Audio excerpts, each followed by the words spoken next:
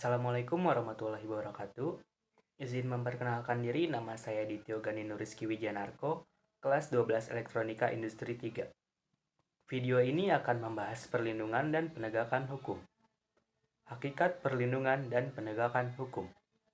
Menurut Andi Hamzah, perlindungan hukum dimaknai sebagai daya upaya yang dilakukan secara sadar oleh setiap orang maupun lembaga, pemerintah dan swasta yang bertujuan mengusahakan pengamanan, penguasaan, dan pemenuhan kesejahteraan hidup sesuai dengan hak-hak asasi yang ada. Sedangkan Simanjuntak mengartikan perlindungan hukum sebagai segala upaya pemerintah untuk menjamin adanya kepastian hukum serta memberi perlindungan kepada warganya agar hak-haknya sebagai seorang warga negara tidak dilanggar, dan bagi yang melanggarnya akan dapat dikenakan sanksi sesuai peraturan yang berlaku. Dan juga, suatu perlindungan dapat dikatakan sebagai perlindungan hukum apabila mengandung unsur-unsur sebagai berikut. 1. Adanya perlindungan dari pemerintah kepada warganya. 2. Jaminan kepastian hukum. 3. Berkaitan dengan hak-hak warga negara. 4. Adanya sanksi hukuman bagi pihak yang melanggarnya. Dan berikut macam-macam perlindungan hukum. 1. Perlindungan hukum terhadap konsumen yang diatur dalam Undang-Undang Republik Indonesia Nomor 8 Tahun 1999 tentang Perlindungan Konsumen.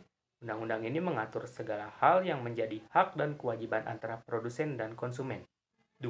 Perlindungan hukum mengenai hak atas kekayaan intelektual yang telah dituangkan dalam sejumlah peraturan perundang-undangan, seperti Undang-Undang Nomor 28 Tahun 2014 tentang Hak Cipta, Undang-Undang Nomor 15 Tahun 2001 tentang merek, Undang-Undang Nomor 13 Tahun 2016 tentang paten, Undang-Undang Nomor 29 Tahun 2000 tentang perlindungan varietas tanaman, dan lain sebagainya.